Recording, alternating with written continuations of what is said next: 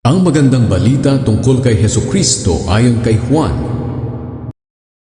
Ang salitang nakapagbibigay ng buhay na walang hanggan.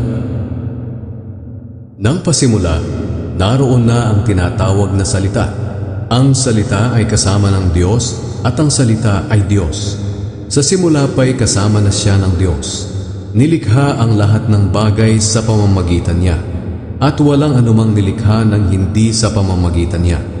Ang salita ang pinagmumula ng buhay, at ang buhay na ito'y ilaw, dahil ito ang nagbibigay liwanag sa mga tao. Ang ilaw na ito'y nagliliwanag sa kadiliman, at hindi ito nadaig ng kadiliman.